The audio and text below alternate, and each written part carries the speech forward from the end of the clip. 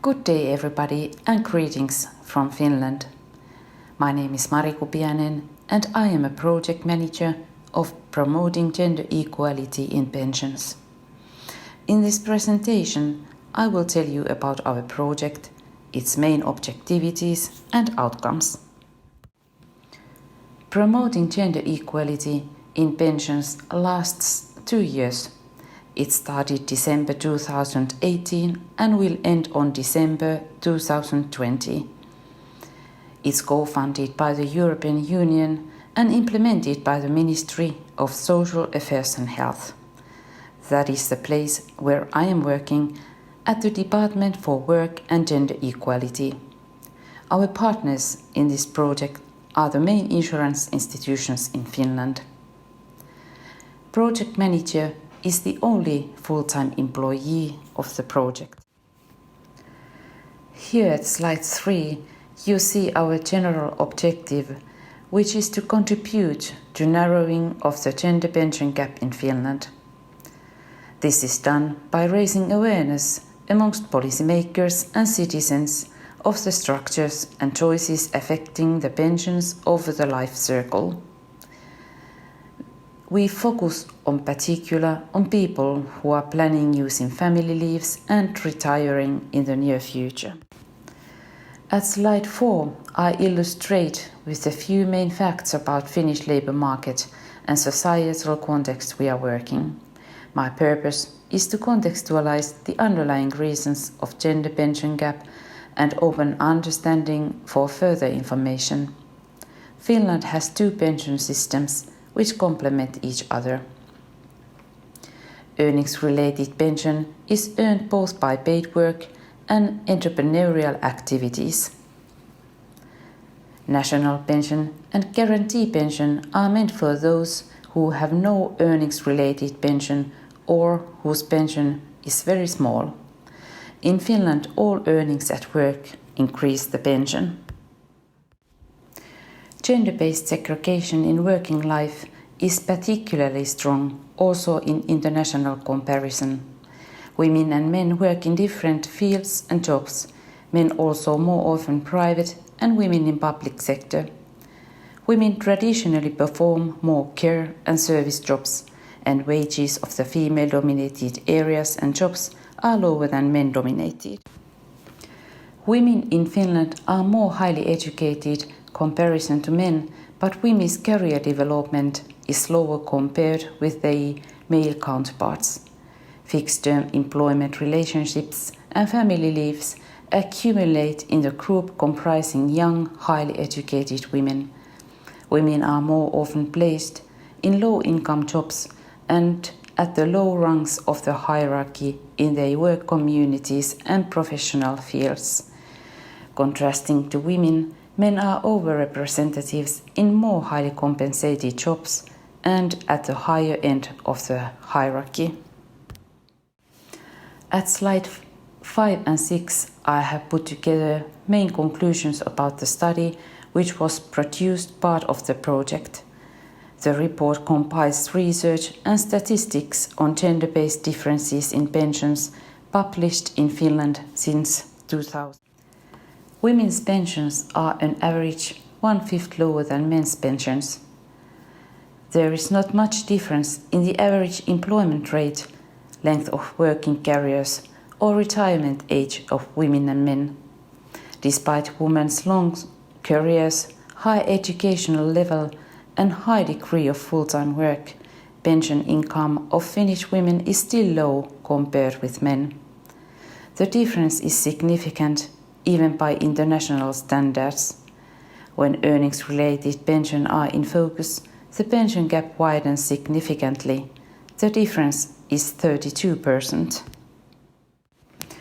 Women in Finland live on average longer than men do, and single living women aged 75 and older constitute the biggest group of retirees at risk of poverty. The national pension and guarantee pension are still of greater importance to women as women get them more often. Nevertheless, it is estimated that still in 2085 the median pension for women will still be 15% lower than men. At slide 6 we see that the biggest factor underlying gender pension gap in Finland is differences in earnings. Gender pay gap has a key impact on the gender pension gap. In 2019, the gender pay gap remains at 16%. In Finland, the average woman earns 84% of the wage of her male counterpart for regular work. Even then, when looking at women and men from same age group with similar educational backgrounds, working in the same fields and jobs, women earn some 10% less than their male counterparts do. Another key impact is career breaks caused by family leaves. Family leaves affect career development and pensions both directly and indirectly. The unequal sharing of family leaves between women and men, particularly the long periods of supported home care, increase the gap between earnings and pensions and may slow down the women's career development. Here at slides 7 and 8 I have listed our outcomes and good practices of our project.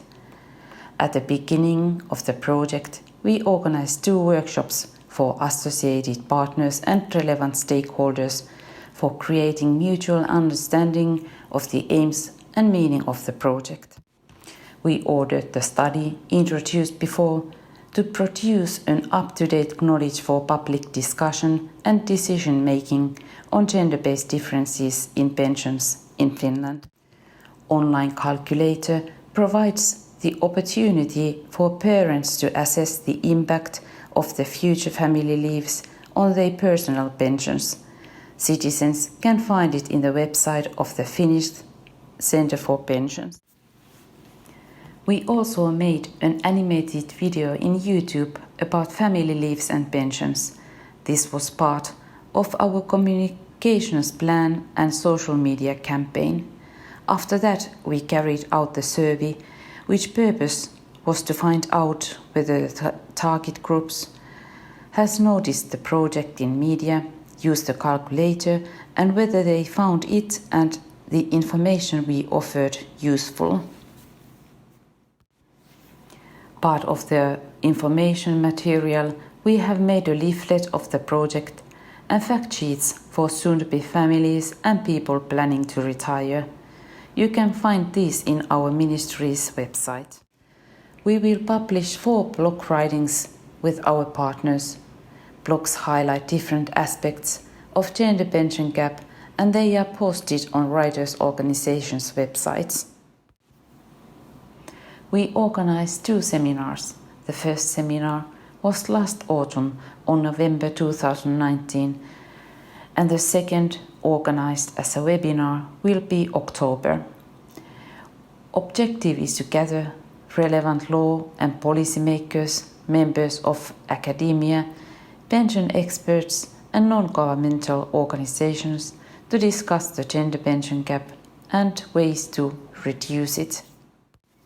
Finally, we shall constitute permanent network of gender equality and pension experts. They will meet regularly, disseminate information of the gender pension gap and initiate debate on the topic.